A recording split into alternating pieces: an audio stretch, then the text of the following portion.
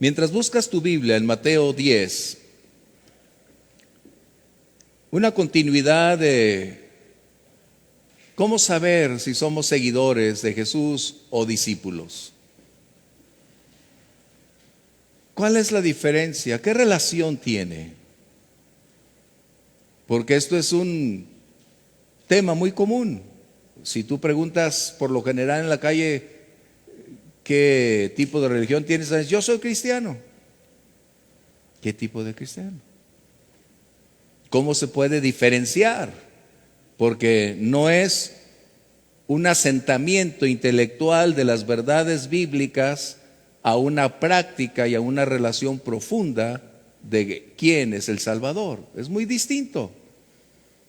El apóstol Pablo, antes de llegar a ser, él tenía un alto grado de conocimiento de la ley.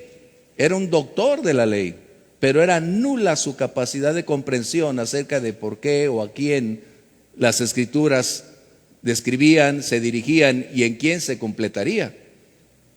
Y eso sucede, a veces tenemos demasiado intelectualismo dentro de la iglesia, poca espiritualidad y pocas conversiones. Nacer de nuevo será siempre determinante para llamarse creyente. Si no hemos nacido de nuevo, somos simpatizantes. ¿Cómo saber entonces lo que es un discípulo? Porque un discípulo tiene una gran característica, es aprender del maestro, decidir voluntaria, conscientemente, caminar con él, y de esta manera las verdades modeladas por el maestro se vuelven el camino a seguir para aquellos que elegimos caminar con Jesús. Y dentro de este orden, Jesús es muy explícito. Él nunca planteó un camino fácil. Jesús nunca habló de un camino de prosperidad, de victorias, de riquezas. Porque el propósito de Jesús es muy distinto, diametralmente opuesto. Es como decir entre el cielo y la tierra. Jesús hace una gran diferencia entre lo secular y lo espiritual, entre lo terrenal y lo celestial. Y Jesús ha estado buscando no congregantes, no simpatizantes, no seguidores.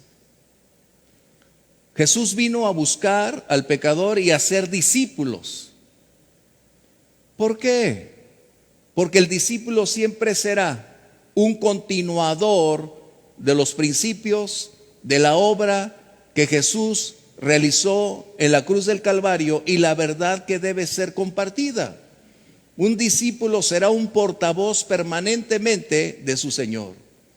Un discípulo se va a caracterizar porque él cada día en su vida está implementando acciones que van en armonía con la voluntad de su Señor. Y eso es muy importante. Jesús por eso definió muchos aspectos de la vida en relación con frases que en ocasiones tú y yo conocemos, pero no le damos la trascendencia de vida. Jesús dijo, por sus frutos se conocerán. ¿Y qué es eso?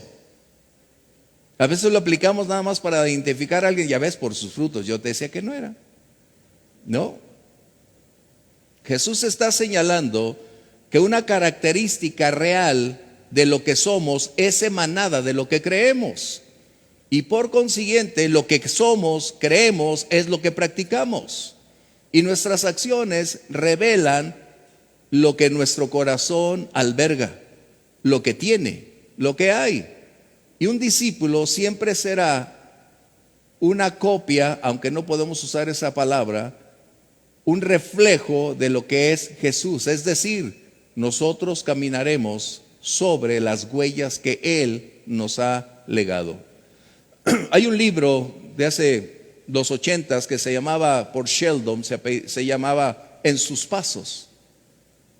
Te lo recomiendo.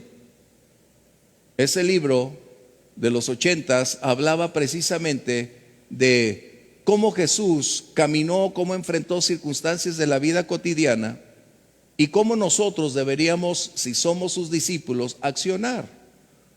porque de acuerdo a nuestras acciones, reacciones, temperamento, será como revelemos si verdaderamente el Señor está en nosotros, con nosotros, y si estamos a favor de los intereses del Señor. ¿Ya encontraste, Mateo? Voy a invitarte a ponerte de pie, por favor. Y vamos a leer el capítulo 10. Capítulo 10 y el verso 37 al 39. ¿Les parece si me ayudan con el 38 y nos unimos en el 39? Gracias. El que ama a padre o a madre más que a mí, no es digno de mí. El que ama a hijo o a hija más que a mí, no es digno de mí.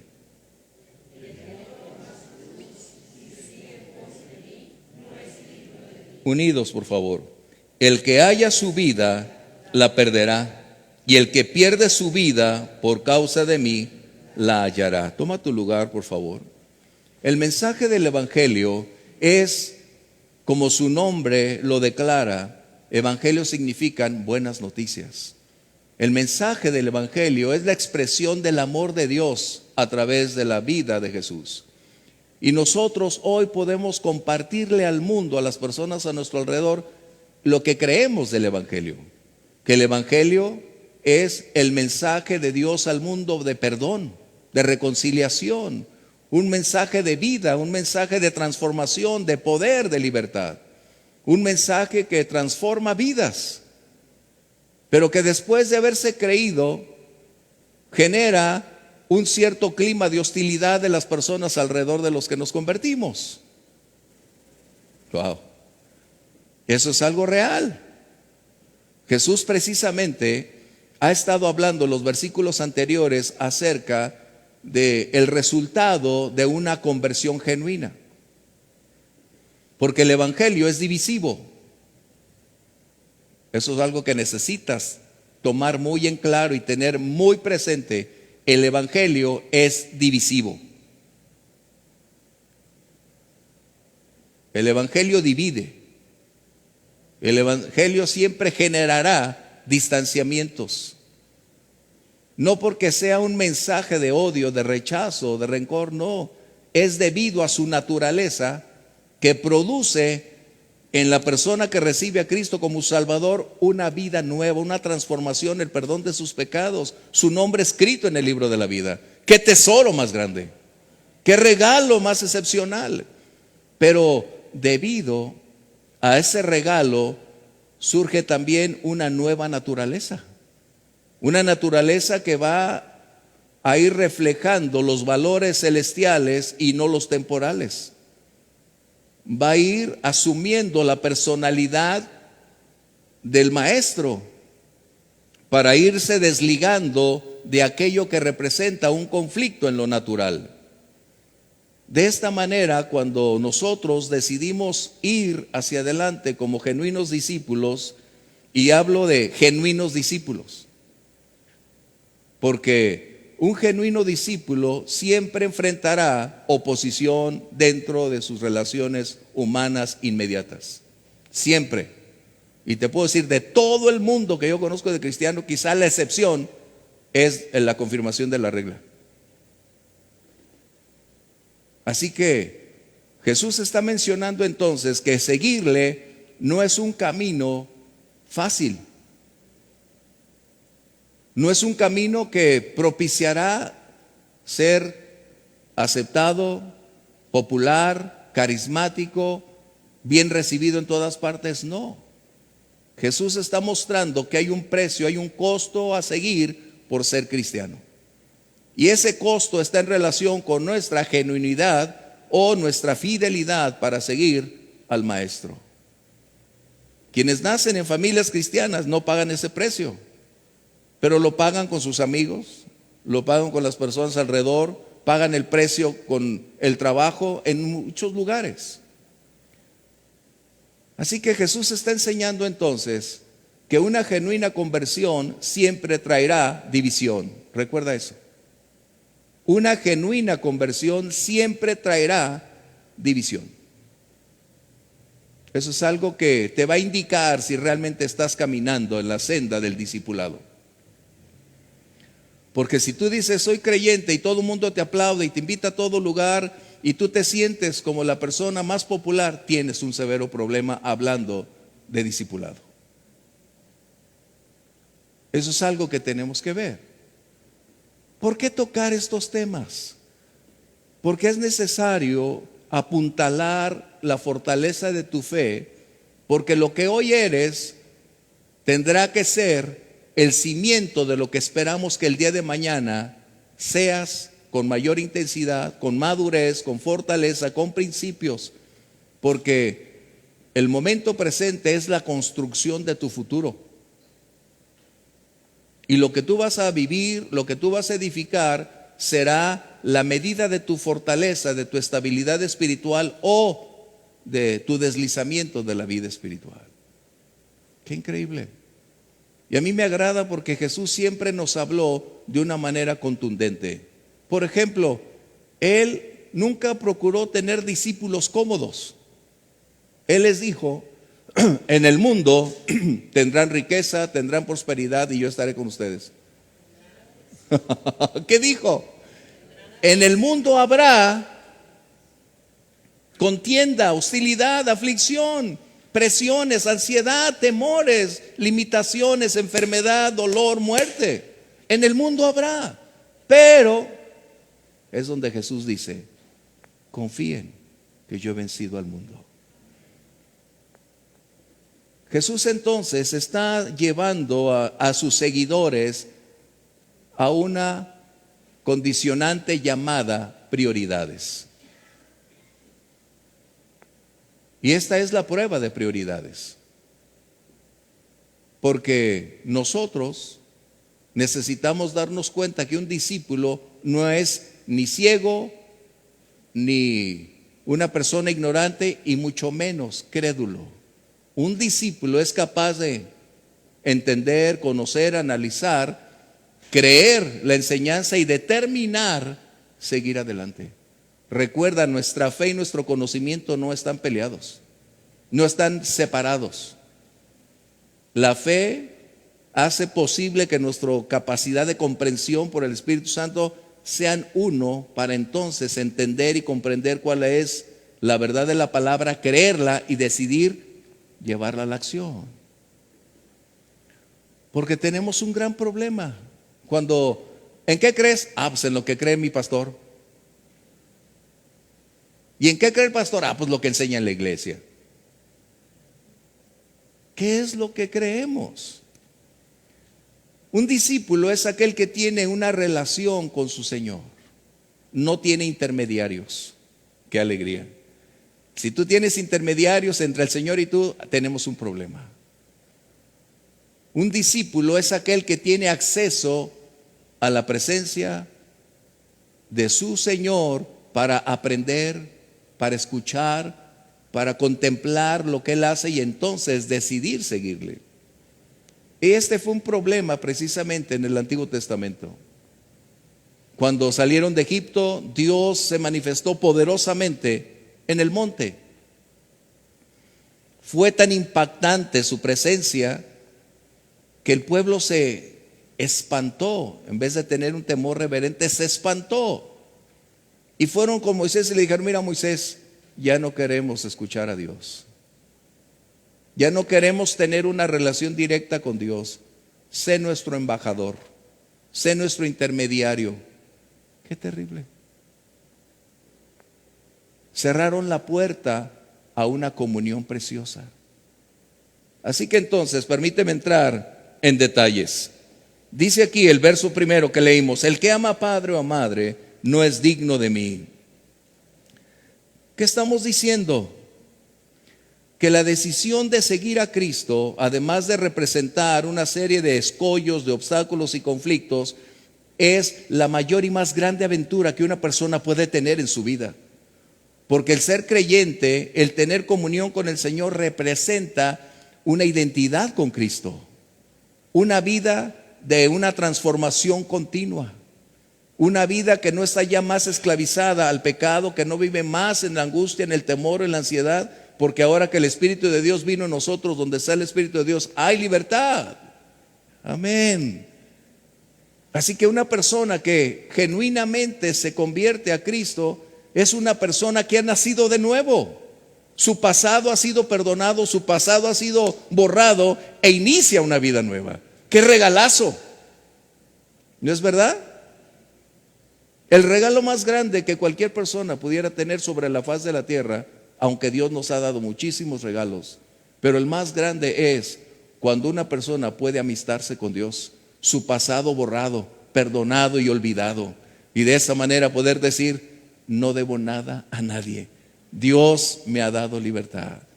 Así que un discípulo que ha comprendido el por qué sigue a Jesús, porque ha nacido de nuevo, esa naturaleza está proveyendo intereses, acciones que antes no se tenían.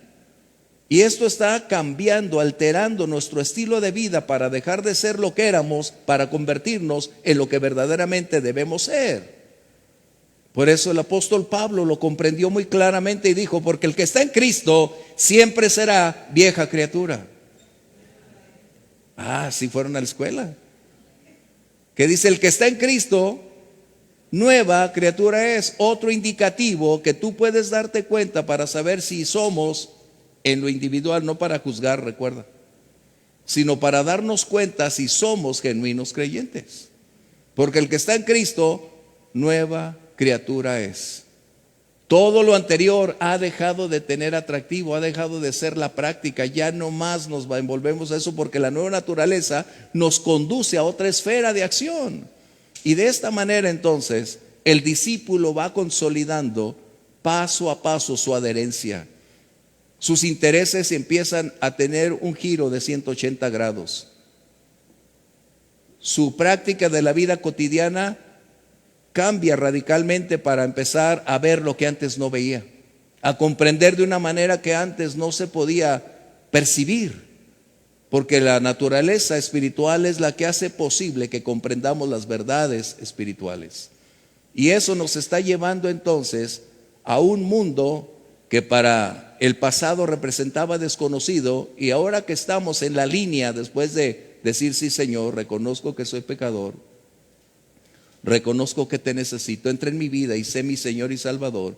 El día que eso hicimos, el Señor envió de su Espíritu para que nuestra mente fuese cambiada, para que nuestro corazón tuviera un nuevo corazón, para que pudiéramos entonces darnos cuenta a quién servimos y a quién pertenecemos. Esto implica entonces que ser un discípulo requiere de un orden de prioridades. Wow. Si una persona no tiene prioridades, está a merced de todas las condicionantes de su vida cotidiana y más vulnerable que nunca, porque no tiene recursos de cómo hacerle frente a la vida. Así que si hay algo que tú necesitas, que yo requiero, es tener un orden de prioridades en mi vida que defina lo que soy, lo que haré y lo que espero ser. ¿Cómo definir el orden de prioridades? ¿Qué es prioridad? El orden de prioridades podemos decir que es un orden clasificado de personas, cosas en relación con su valor, su importancia, su impacto, su trascendencia. Un orden de prioridades que va evaluando lo que se debe hacer antes de otras cosas. Prioridad significa lo primero, antes de. Así que ser un discípulo requiere tener las prioridades muy bien ordenadas. De esta manera Jesús dice: el que ama a padre o madre más que a mí. Esto implica que cuando un discípulo sus prioridades no las tiene ordenadas, va a tener un alto grado de dificultad, con un severo dilema: ¿qué hacer? Si mi papá se enojó, si mi mamá se enojó por convertirme, si mi esposa amenazó con abandonarme por ser cristiano, entonces ese dilema se va a convertir en una seria situación. Pero aquí tenemos una gran incógnita que necesito resolverte. Gracias a Dios, porque también el Señor me la resolvió a mí. En el libro de Lucas, capítulo 14, verso 26.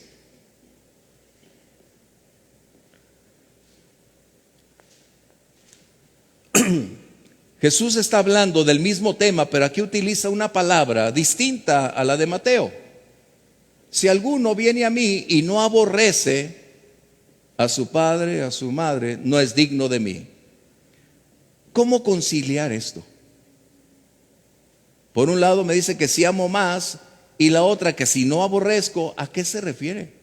¿Habrá un problema de traducción? No. ¿Habrá un problema en relación con el Espíritu Santo en no dictarle bien a los escritores? No, ese no es el problema. Tendríamos entonces que tomar un ejemplo bíblico para darnos cuenta de lo que Jesús está hablando. Pero déjame ponerlo muy en claro. Amar está en relación con prioridades, y el aborrecer es evaluar más a alguien y entonces aceptar lo mejor por lo menos. ¿Qué diferencia? En el libro de Génesis 25, no lo mencioné, pero si lo puedes buscar, por favor. Génesis 25, verso 34. Tenemos una de las historias que casi todos los niños conocen en la escuela bíblica. Y gracias a Dios porque el próximo domingo estará compartiendo con nosotros la directora de la escuelita bíblica de la iglesia, hablando, papás, de los temas que son necesarios para ser mejores papás, para saber cómo educar a nuestros hijos, cómo hacerlos y cómo prepararlos para ser los futuros que ya lo son en el presente, para esos futuros que el día de mañana representarán lo que es la vida cristiana. Y gracias a Dios por eso. Así que si tienes algún invitado, hazlo para el próximo domingo. Estará compartiendo Anita acerca de los temas de los niños. Bien, este tema que Esaú y su hermano están tocando, está hablando de la primogenitura, es decir, del doble derecho que por ser el primero en nacer en la familia, la ley le confería. Y encontramos que Esaú no valora, no aquilata su primogenitura. Para él es lo mismo, es una indiferencia. Le concede cierto valor, pero no trascendente. Y un buen día llega como yo, con hambre, con sed. ¿Qué quieres de comer? Lo que haya. ¿Ah? Así que llega y encuentra un guiso que su hermano había colocado, no sé si premeditadamente o no, porque quizás sí, porque él era todo lo opuesto. Era bueno para el fraude, bueno para el engaño. César es su nombre. Y cuando llega su hermano Esaú y se da cuenta de ese aroma tan rico, tan peculiar, cuando alguien sabe cocinar, que aunque estés a una calle de distancia, hay una mano que sale y te hace... Bueno, será que mi olfato yo lo percibo desde lejos. Y Esaú no pudo resistirse y le dice: invítame de ese guiso rojo que está ahí, unas tremendas lentejas.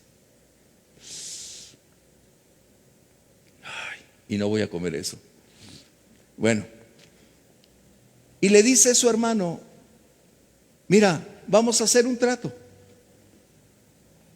Yo te voy a invitar del guiso que hice, pero te la intercambio por la primogenitura.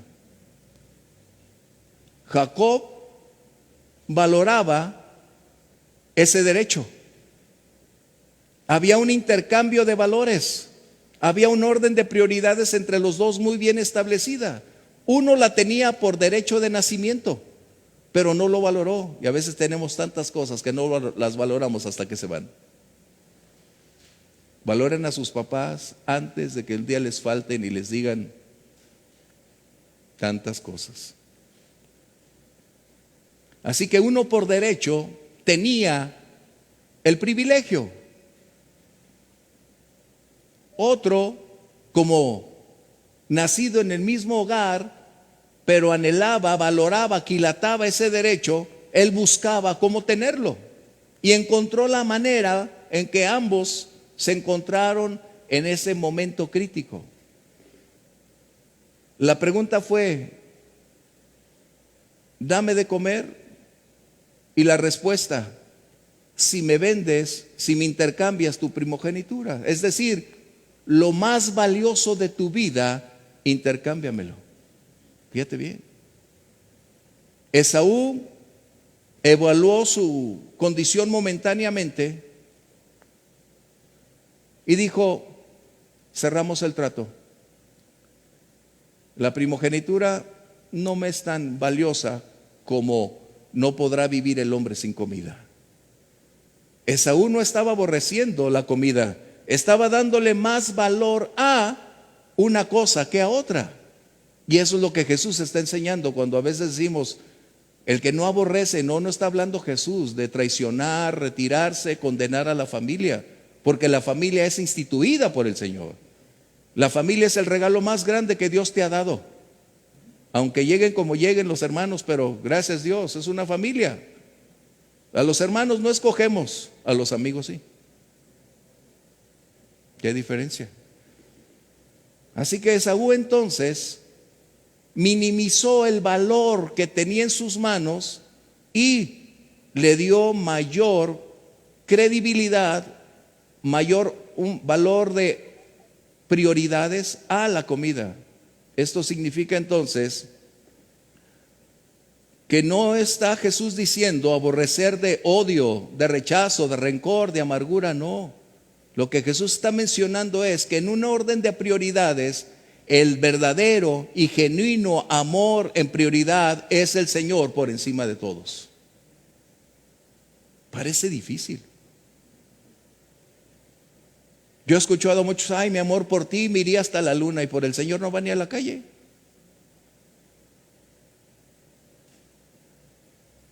Si eso hacíamos antes de conocer al Señor, de llevar serenata, de desvelarte, de esforzarte por regalar, por hacer, y resulta que cuando llegamos al Señor nos cuesta trabajo.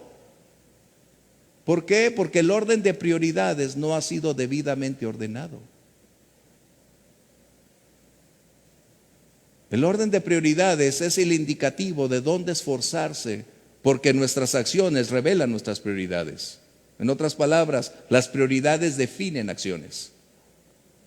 Cuando tú ves a una persona afanada en algo, empleada en algo, ocupada en algo, y prácticamente lo hace todos los días, te das cuenta cuál es su prioridad.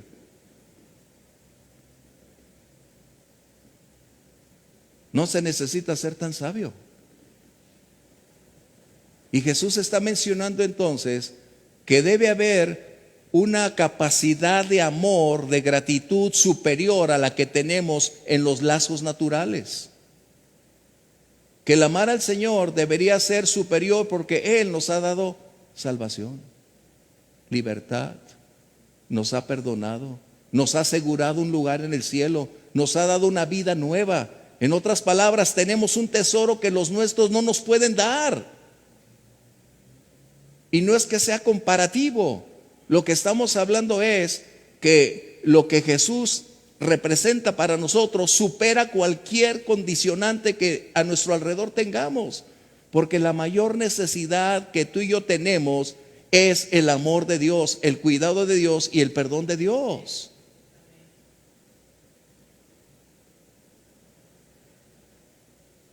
Nuestros seres amados son un reflejo del amor de Dios para decirnos que nos aman. Y Dios nos ha rodeado de personas a nuestro alrededor para mostrarnos que Él es el amor, que Él es amor. Por eso tienes personas que te amen y, como yo decía, me aman a pesar de lo que soy y de lo que hago. Qué tremendo. Pero ¿cuál es el punto? El amor que el Señor espera de ti y más de mí es que el orden de prioridades no coloque anticipadamente a alguien más sobre Él. Él es exclusivo.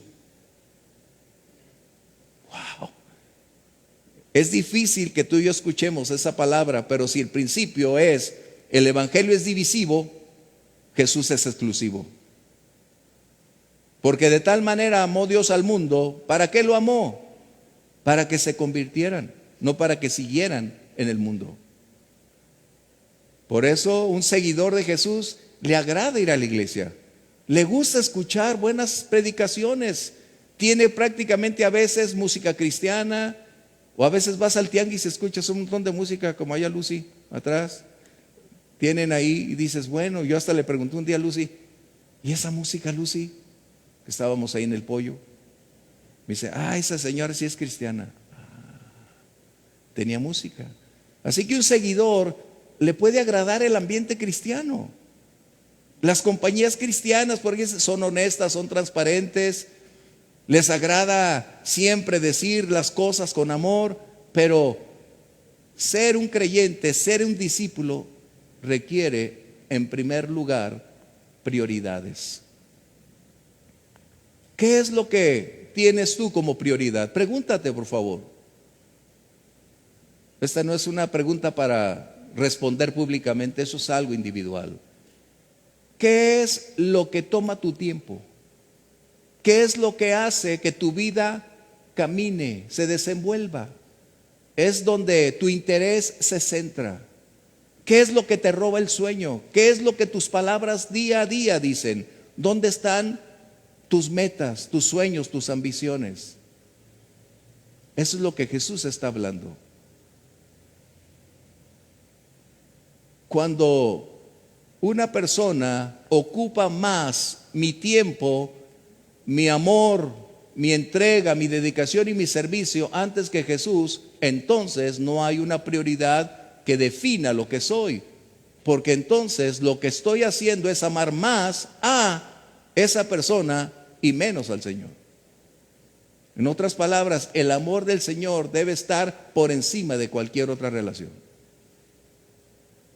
Por eso Jesús, cuando fue invitado a salir, le dijeron, te andan buscando tu mamá y tus hermanos. Y Jesús hizo una separación contundente. ¿Qué es lo que nos falta a ti y a mí? Porque somos tan sentimentales, tan emocionalistas, que nomás nos dicen algo y ya nos estamos desmayando. Jesús dijo, ¿quiénes son mi madre y mis hermanos? ¿Quiénes son?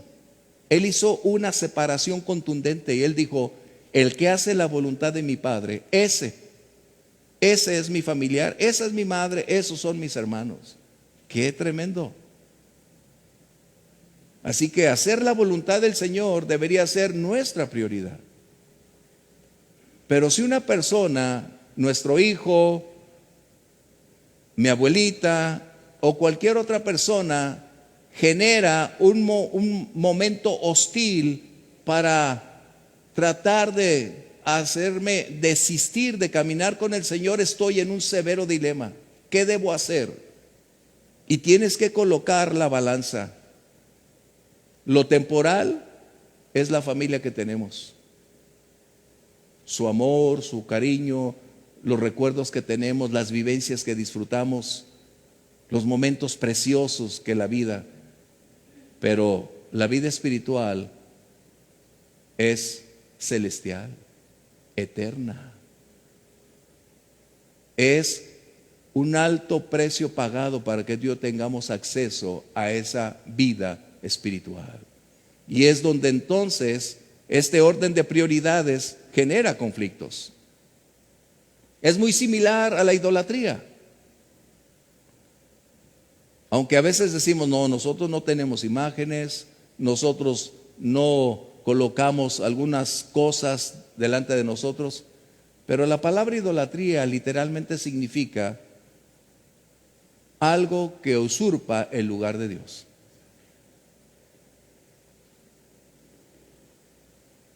Es como muchas mamás que tienen un hijo preferido. Y no es que sea malo, pero a veces lo trasladan de ser preferido para colocarlo en un altar. Ay, no me diga nada de mi hijo. Todo iba tan bien hasta que tocó a mi hijo. Usted y yo podemos ser buenos amigos, pero nunca me toque a mi hijo. ¿Por qué? Porque lo llevó a otro nivel. Y a veces nosotros tenemos esos problemas, porque nuestro amor en relación con el Señor va más en incrementarse hacia nuestros seres amados, que son un regalo del cielo, que agradecer y amar más a nuestro Dios. A mí me sorprende y le doy gracias a Dios por tantas mujeres que vienen a la iglesia, aunque me gustaría que vinieran primero los hombres. Pero a veces las mujeres son tan sensibles que saben que si dan un paso de fe, Dios puede cumplir una promesa de creer en el Señor Jesucristo y serás salvo tú y tu casa. Hay muchas mujeres que precisamente se atreven a venir a la iglesia por encima de lo que el marido diga o lo que los hijos hagan. ¿Por qué? Porque es una evidencia de una enorme gratitud por lo que Dios ya hizo en su vida. Así que nuestro orden de prioridades primero es en el orden de relaciones humanas. Cuando un genuino creyente se convierte, va a generar esa conversión hostilidad, rechazo, desacuerdos. Para los que crecieron en un hogar cristiano, esto no es algo que vivieron. Para los que no nacimos en hogar cristiano y nos convertimos después, fue una tremenda crisis. Pero fue probado nuestro discipulado. A veces criticamos tanto a Pedro cuando negó al Señor, ¿verdad? Ese Pedro, impulsivo, y negando al Señor. Tú y yo somos iguales. Somos iguales. Así que el orden de prioridades está determinado y está en relación con la trascendencia de lo que debemos colocar como lugar único. Por eso dice, el que ama más, está hablando de personas. El que ama más, hijo, hija, esposo, esposa, mamá, papá, si lo coloca en un lugar superior, no es lo que se pretende ser. Porque el amor de Dios tiene un caudal enorme, es un río interminable de amor que va a desfasarse, salirse para amar a nuestros familiares, aun cuando nos rechacen, aun cuando nos nieguen, nosotros tendremos amor sobre ellos, porque no es el amor natural, es el amor que viene del cielo para que a través de nosotros sigamos mostrándoles que les amamos por la nueva naturaleza que recibimos. Wow. Por eso tenemos que reconocer que no somos nosotros, que es Jesús la fuente. Y ese orden de prioridades estará determinando tus relaciones. ¿Qué es más importante? Es lo que está diciendo Jesús. Seguirme o irte a dar la vuelta, o irte a la reunión familiar, o irte a otro lugar. ¿Qué es más importante? Es lo que Jesús está mencionando. Ahorita está hablando de personas. Mira, yo puedo dejar prendido mi teléfono, y aunque siempre lo tengo en vibrador, pero lo puedo dejar prendido y nadie me va a hablar, porque saben en dónde estoy. ¿Tus amigos saben dónde estás? ¿Puedes dejar tu teléfono abierto? Y no es que sea el pastor, sino que desde siempre nosotros aprendimos un orden de prioridades. Primero el Señor y después los demás. Si me invitan a una reunión, primero voy a la iglesia y saliendo de ahí, si me recibes todavía, puedo estar ahí.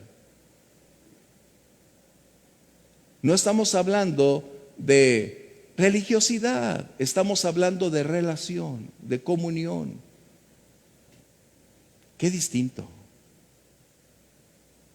Es importante. Así que, ¿hay alguien a quien tú le dedicas más fervor que al Señor?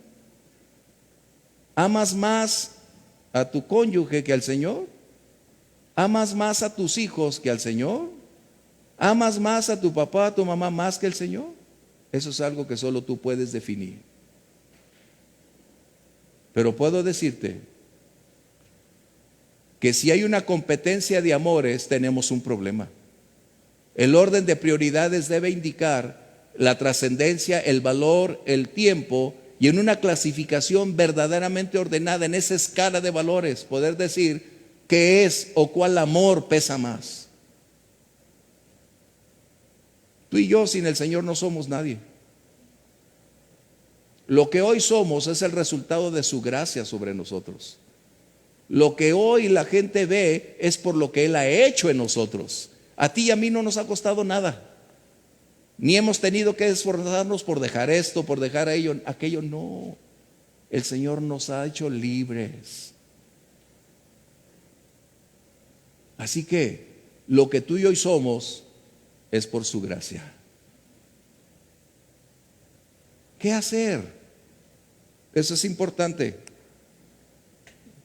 Y permíteme entonces mencionar en el siguiente verso que leíamos, el 38, y el que no toma su cruz y sigue en pos de mí, no es digno de mí. Wow. Jesús está enseñando entonces que hay una demanda al discipulado. Y lo pondríamos muy claro por lo siguiente: sin cruz no hay discipulado. ¿A qué se refiere con la cruz? ¿A tener un peso religioso? ¿A cargar con culpas? ¿A estar día y noche en la iglesia? No, no. Primero necesitamos recordar por qué seguir al que llevó la cruz. Porque el que llevó la cruz pagó mi deuda, tomó mi deuda y la hizo suya. Romanos 1:14. Jesús pagó lo que yo necesitaba pagar, ni viviendo 1000 vidas lo podría hacer. Él pagó un alto precio por amor a mí. Mis cadenas rompió, mi cárcel abrió, me dio libertad, me llevó de la derrota a la victoria, de la condenación a la salvación, me hizo libre. Por eso el apóstol Pablo escribe, dice, a deudor soy. ¿A quién? A toda persona, por la deuda que he recibido. Es decir, por el pago de mi deuda, y es una deuda impagable que tú y yo tenemos. Lo que está mencionando es que necesitamos evaluar el alto costo que Jesús pagó en la cruz del Calvario. Sin pedirlo, ni solicitarlo, ni tú ni yo, Él determinó anticipadamente darlo todo para un buen día estar tú y yo en esos brazos de amor. Él pagó el precio. Él lo hizo por amor. Pero la cruz significa dolor. La cruz significa vergüenza, oprobio, rechazo, oposición, hostilidad. La cruz también representa identidad. Es decir, cuando tú y yo decidimos caminar en la senda o en las huellas de Jesús, estamos identificándonos cargando nuestra cruz. Es decir, alejándonos de aquello que pudiera ser tan grato para otros, pero por amor al Señor caminamos en la senda en la que circunstancias, personas, momentos tratarían de sustraernos. Pero déjame decir algo muy apropiado. A veces cuando cargamos nuestra cruz, nuestra familia se avergüenza de nosotros. Ay, tengo un hijo que se hizo cristiano. Eso decía mi papá de mí. Nunca se avergonzó de lo malo que hacía, pero el día que el día que me convertí, sí.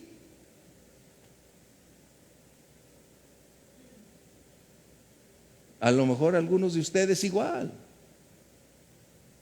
Porque para ellos es una vergüenza absoluta pretender creer que se han equivocado en la dirección de los hijos como resultado de no haberles enseñado apropiadamente. Pero permíteme decirte, lo que nuestros padres nos enseñaron fue simplemente el ABC de lo que un buen día tendríamos que llegar a aprender. Porque ser discípulo es una decisión individual, no es una herencia, no es genética, es una decisión natural, consciente, al reconocer lo que somos y hacia dónde estaba nuestro destino definido, y llegó el Salvador y nuestra vida cambió. Toda persona va a enfrentar la muerte. Eso es algo ineludible. Puede ser a los 20, a los 30, a los 60, o algunos a los 5 años, 10 años. La muerte no es algo programable, es una cita ineludible. El punto no es llegar a ese momento, el gran problema es cómo llegar a ese momento. Porque el destino eterno de toda persona está en relación con sus decisiones aquí sobre la faz de la tierra. ¿Qué hacer? Después de muerto no se puede cambiar su destino, ni haciendo sacrificios, ni buscando con recursos financieros favores, no se puede. Por eso tú y yo estamos orando, como en la lista de varones que hoy ha estado apareciendo, de nuestras familias. Cree en el Señor Jesucristo y serás salvo tú y tu casa.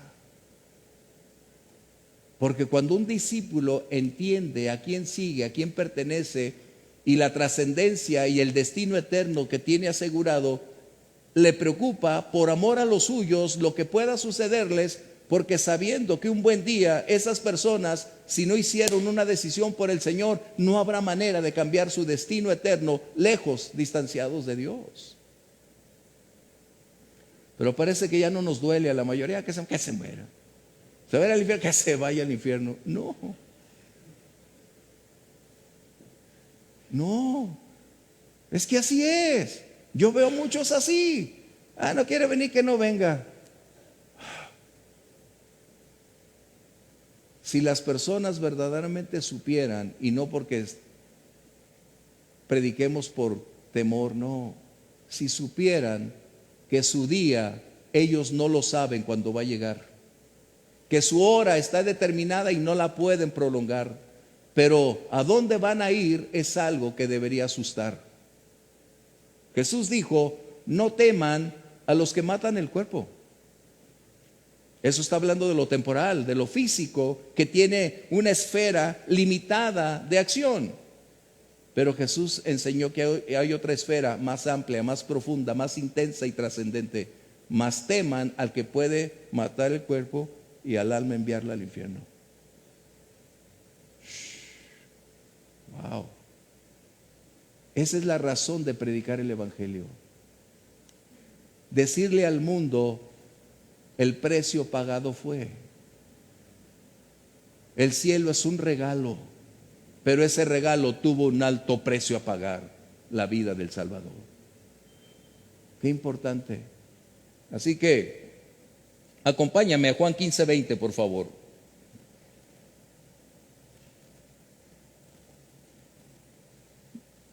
Jesús está diciendo entonces que nosotros necesitamos, al tomar nuestra cruz, tomar sus intereses y llevarlos día con día para extenderlos, para invitar a las personas, para mostrarles cuál es el camino a la vida eterna. Y Jesús está diciendo lo siguiente: acuérdense de la palabra que les he dicho, el siervo no es mayor que su Señor. Si a mí, hablando de Jesús, me han perseguido, a ustedes no. ¿Qué dice? A un genuino discípulo le sucederá exactamente lo mismo. En otras palabras, es la ley de la semejanza. Le sucederá exactamente lo mismo. Y si nosotros somos fieles en predicar la palabra, también las demás personas guardarán la palabra.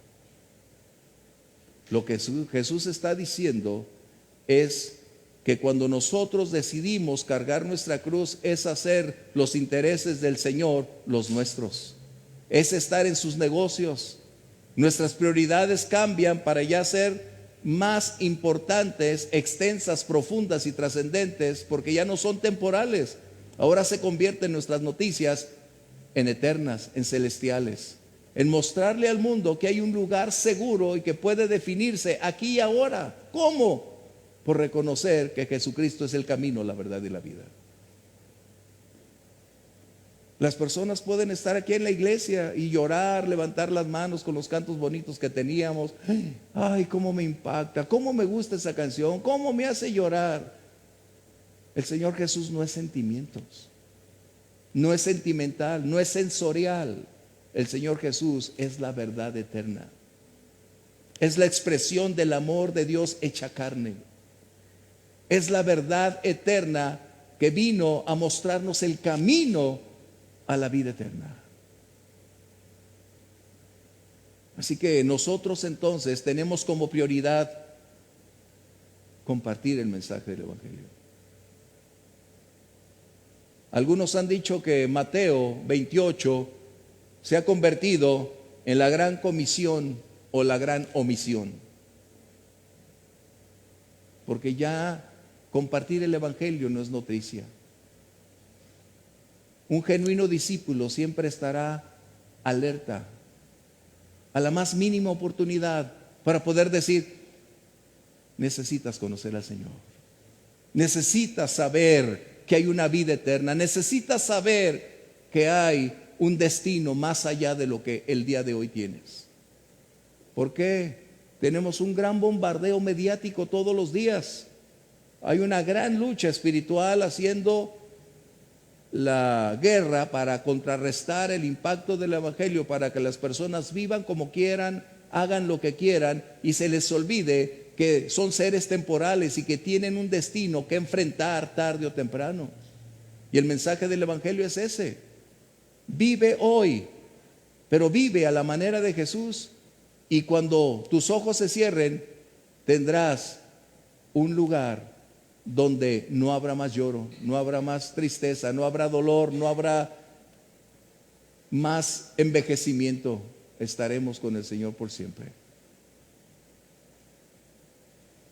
Parece que hemos hecho, aún en la iglesia cristiana, parece que hemos hecho más fascinante la tierra que el cielo.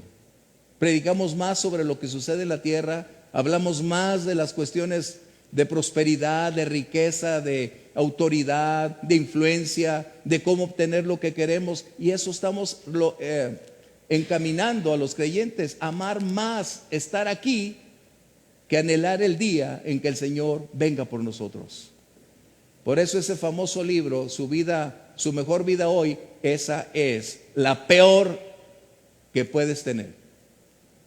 Ese hombre que escribió ese libro ni cristiano es, déjame decirte. El que escribió Su mejor vida hoy. La vida del cristiano no es la mejor vida aquí. Aquí estamos de paso, somos temporales. La mejor vida es allá con el Señor. ¿Qué diferencia? Esos son los engaños que tenemos el día de hoy. Pero no estamos aquí para criticar a nadie, pero sí decirte que todas estas condicionantes se mueven dentro de nuestro ámbito cristiano, haciéndonos creer que es más atractiva la tierra, que los tesoros de esta tierra son los más valiosos, que mientras sobresalgamos en la faz de la tierra todos vamos a ser admirados, a todos se nos va a conferir una buena ubicación donde vivir, una buena cartera, una buena cuenta en el banco, y te das cuenta que eso es algo temporal. Lo que realmente trasciende es tu relación con Jesús. Un buen día, tú y yo tendremos que dar cuentas. Creyentes y no creyentes van a dar cuentas de lo que Dios puso en sus manos, de lo que había dentro de su contexto de posesiones, y qué hacemos con lo que Dios nos ha dado. Esto es muy importante para ti y para mí. Vamos adelante. La cruz, entonces, para concluir este punto, la cruz no es algo que se lleve cada Semana Santa. No es algo litúrgico ni religioso. Verdaderamente la cruz siempre fue sinónimo de desprecio, de rechazo, de ignominia. Siempre. Por eso es que la mayoría de nosotros no llevamos una cruz. ¿Por qué? Porque entendemos la trascendencia. Puede ser que en algún momento alguien tenga una cruz. No hay conflicto. El punto es, entendemos realmente lo que eso implica.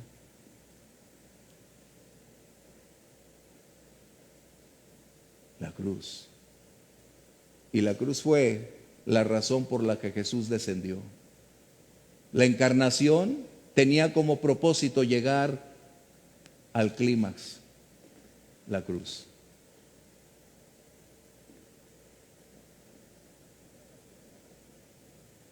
Hay una doctrina que se llama dominionismo. Dice que el Señor Jesús, su meta no fue morir en la cruz. Escucha bien. Su meta no fue morir en la cruz. Su meta fue hacer el reino milenial. En otras palabras, la cruz simplemente fue un medio y no el fin por el cual Cristo descendió. Wow. ¿Te das cuenta? Que estamos hablando cosas muy distintas. Discípulo, ¿qué hacemos?